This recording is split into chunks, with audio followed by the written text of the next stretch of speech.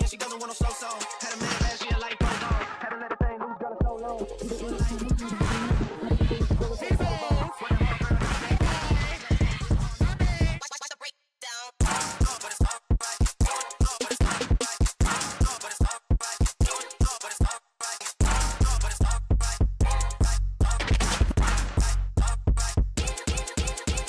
Hey, what's up you guys? Welcome back to my YouTube channel, and today I will be telling you guys a story time as to why I quit working at the strip club and things that you might want to know if you're considering on working at a strip club. So let me start off by telling you guys how I got into like the whole strip club business. I used to get my nails done by this guy, and I was telling him like, listen, I just got my bartending license and I would really like to bartend, you know, at a strip club, because I didn't want to work at a banquet and I didn't want to work at TGI Fridays because, like Drake said, that's where families with Camrys go. So I was like, I can really see myself working at a strip club, you know, bartending. So he was just like, yeah, I can see you working at a strip club too. He was like, I know this girl who can get you in. So lo and behold, the next day I got a call from their manager, and I'm gonna name him Rose because I don't want to use anyone's real name. So Rose calls me and he's like, come in for an interview tonight. I go in for an interview. He really didn't ask me that many questions. He just wanted to know what my name was. He wanted to just make a copy of my driver's license, and he wanted to know how old I was. At the time I was 20 years old, and he was like, you can't work here until you turn 21. But I was turning 21 within the next 3 days, and so the day right after my birthday I started working at the strip club. I'm gonna tell you guys how I was treated by men at the strip club. So guys, I would get spit on, not on purpose, by accident. You know, some guys, they just spit, they just naturally spit on people when they talk, and I would just be so disgusted. Mid conversation I would just leave and be like, yeah, I'm gonna come right back, and go do something else and never come back, because getting spit on is just disgusting. Another thing, some guys, they come in thinking that they can do whatever they want. They think they can touch you and like slap your and all this extra stuff, but you have to let them know at the gate that you have self-respect, and like that's not what it is. One time this guy, he tried to give me counterfeit money. So he gave me like 3 actual real 20s, and then 1 counterfeit 20, and then 1 counterfeit 50. So I was just counting the money like over and over. I'm touching it, I'm feeling it, and then I just put it in the light, and I'm just like, oh my goodness, this guy tried to give me fake money. So I go to Rose and I'm like, Rose, this money is fake. So he touches it and he's like, this money is fake. And I was just like, okay, so now what was the next move?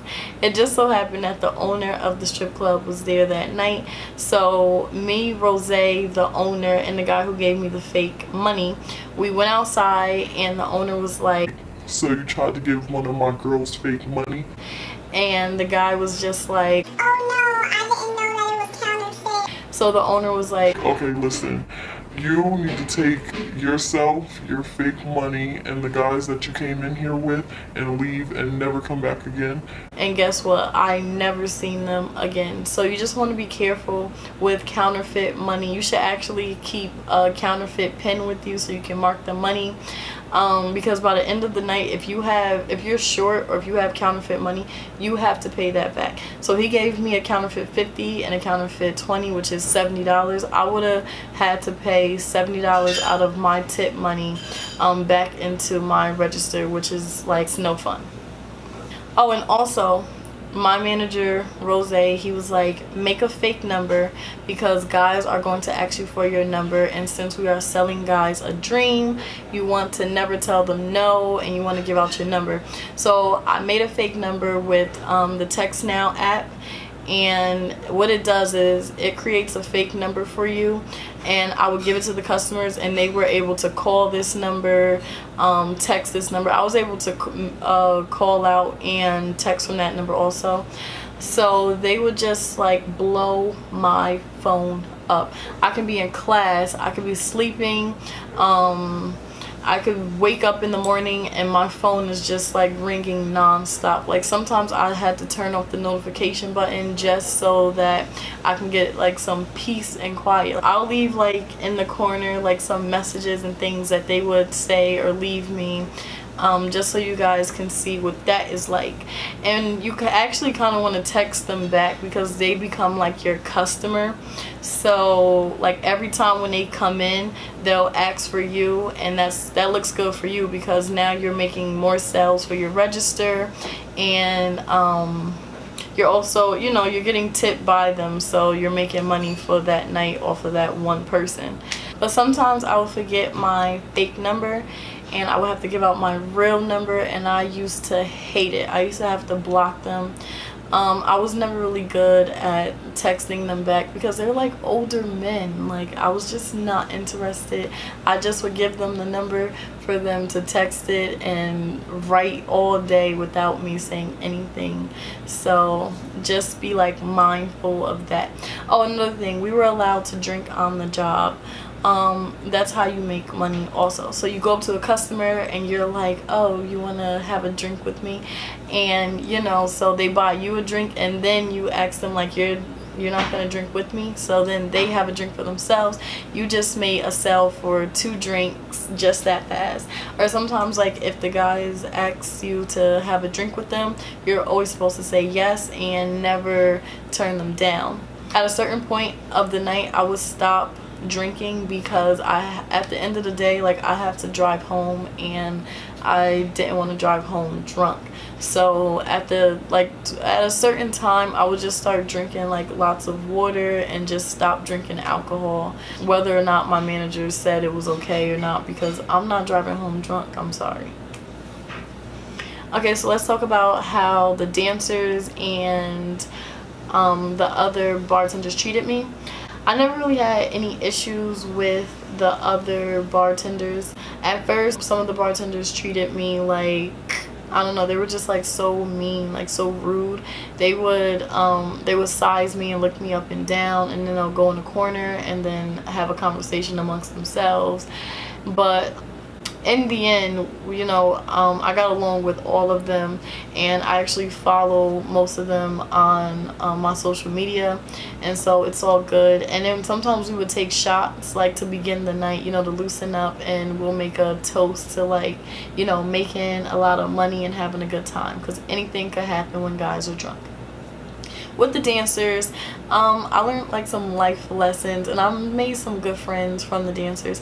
This one dancer, she said she realized that the world is full of Rob Kardashians, and she is Black China. So I was just like, okay, that's funny, and I'm gonna use that as a mental note and keep that in mind. But some of the dancers, they think that you are their slave, and you're not. You're not there to wait on them, and most of the time they don't even pay. I could be mid-conversation with a customer, and we could be talking, and then I hear like a little noise in the back, like, like, no, and then they're not gonna tip you. I'm not leaving a good paying customer for you who is not going to tip me and who is not going to pay for their drink. But some of the dancers, like, they actually have manners, and they'll come over and be like, excuse me, can you make me a drink? And I'll be like, okay, yeah, sure, because you're so sweet. But in the end, most of the dancers, they were nice. I never got into any fights with the dancers or the bartenders. Like, I'm just not that type of person to like sit there and argue with someone. But if I really do have to argue, I will argue with you. But nothing like that ever like happened at the strip club. Okay, so the whole beef between bartenders and dancers was going on, but I'm from New Jersey and I bartend at the strip club in New Jersey. That was more of a New York thing. But at one point at my club, we wasn't allowed to twerk. Like, we cannot like dance at all. But sometimes, you know, your song come on and you want to dance. No, you wasn't allowed to do any of that, because it's like taking money from the dancers if you start, you know, like twerking and then guys are giving you money. It's like taking money away from the dancers. But eventually all the bartenders begin dancing and twerking again, because like we need to make our money too. Like, sometimes the guys, they ask like, oh, can you twerk? And then it's just like, okay, yeah. But that's as far as I went. I never did anything strange for no change, because, you know, Ebony, make the money. Don't let it make you. That's as far as I would go. And like I would just twerk and they would like shower me with money. That only happened like sometimes, not all the time. Let's get into how much money I made, because I'm sure you guys want to know. It depended on the day. On the weekends, I would of course make more, or towards the end of the week. So Thursday, Friday, and Saturday, I would make anywhere between like $150 to $300 a night. And then Monday through Wednesday, I can make anywhere from $75 to $130. And plus, we didn't get paid hourly, we just got paid by tips. So with that being said, whatever you make is what you take home. At the end of the night, we also had to tip out the bar back. Now, the bar back is the person that goes and get things that you ask for. Like, if we needed more garnishing fruit, then we would tell him and he would get more cherries and more olives and things like that.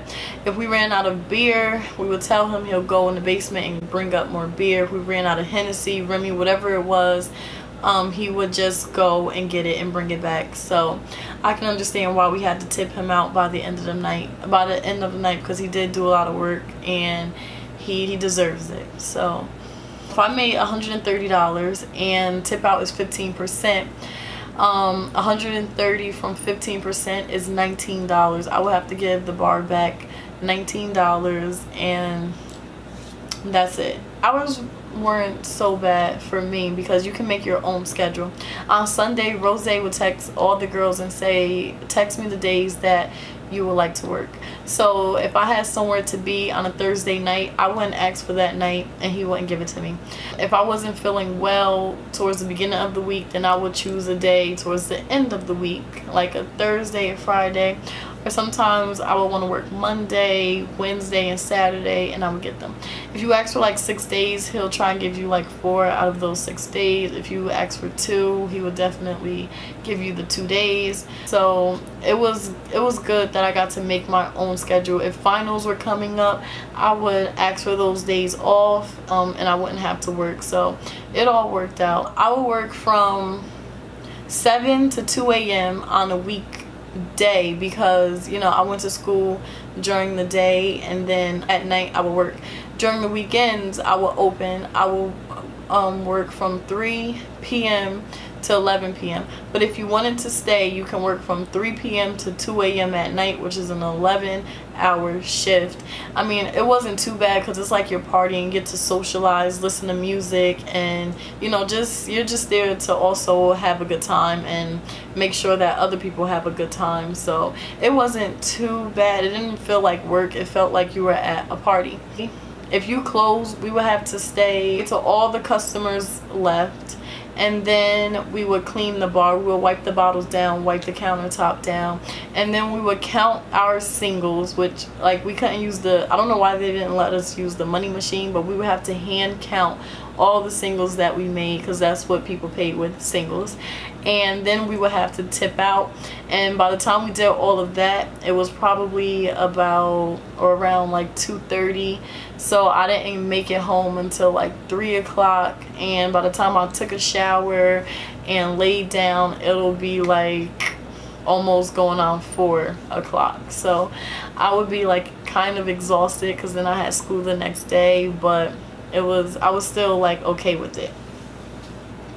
The outfits that we would wear, it was just, at this particular club, we just had to wear black leotards. It didn't matter. So I went to Forever 21. I picked up some black leotards, like one pieces, and I just would wear those. Then I realized that the other bartenders were wearing whatever colors that they wanted. So I asked the dancer, like, hey, where did you get your outfit? And she let me know. I went there and I racked up on some outfits. The outfits that I brought, they were around $40 to $50. And so after I brought them, I just felt good about myself. And, you know, when you feel good, you look good and you make good money.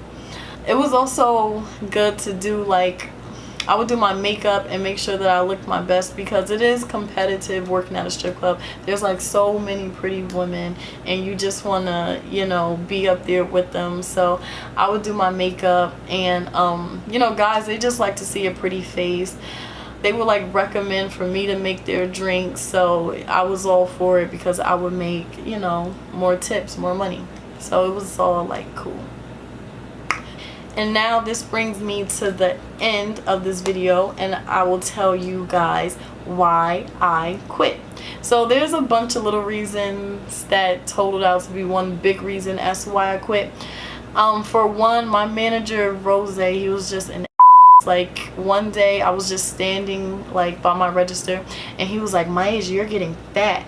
And that night I just like felt so ashamed of myself. I was just so sad, and I was like really stressing because I think it was like around finals, and now I'm like, oh my goodness, I have to like study for my finals and I'm getting fat. Like, what's going on with me? What's happening? And so that's one reason. Another reason is because when I started working in May, so that's like the spring going into the summer. So we were making like good money, but the dancers and the bartenders was like, we're gonna make even more money because when the winter time comes, you know, guys like indoor activities. The winter time comes and the winter time goes. I think we had less customers in the winter than we did in the summertime. So it was like, okay, don't worry, because we're gonna make way more money when tax season comes. So tax season comes and tax season goes, and it was just like, okay, we still like are not getting that many customers. Like, what's going on? I mean, as a bartender, we're supposed to bring in customers. Times like you have to text them so you can get them to come in, but I would never, like, I never tried to push someone to come in. Like, you know, people have families and I would just leave them alone. Like, no, I wasn't making that much money. And then I had started talking to someone and he wasn't comfortable with me working at the strip club, and I can understand because, you know, it's like I'm talking to so many guys day in and day out and I'm like half naked. I just got like fed up. We had about 4 customers in like 2 hours and there were 3 bartenders on the floor. So I probably had one of those 4 customers, and he didn't even tip me, and he had a beer for the whole night. And the manager Rose, he was like, Maya, you have to get your sales up. And I was just like, how can I get my sales up and there's no customers? So I was like, let me just flip a coin. I got a penny from out of my wallet, and I was like, if it lands on tails, then I'm definitely quitting and I'm gonna get another job. But if it lands on heads, then I'll stay and stick it out. So of course the penny lands on tails, and I picked up my tip jar. I gave it to the bar back. He said, what are you doing? I said, I'm leaving. I would go to the like dressing room / bathroom, because like the strippers change in the bathroom, so it was like they had their tits all out and vagina and all that, and it was like what's wrong? I was like, I'm quitting. So I'll see you guys some other time, you know, catch up with me later. I'm out. I'm not making that much money. I need money for gas and money to pay for school, and this job is just not doing it for me anymore. So as I'm walking out, Rose, he's like, where are you going? I said, I'm leaving, like I'm quitting. And he was like, okay. And I was like, all right. And that's how I quit my job at the strip club. This brings me to the end of my video. If you guys want more videos like this, then definitely let me know, because I have more stories similar to this one. If you want to know more about the strip club, then definitely leave me comments down below, and I will see you guys later. I got real eyes on my roller. For the police, all these bitches sweating on me. Ooh, they don't know. I got big walk guacamole. White hair color Cody. Titties fat, told her show me. Smiley bean, nigga.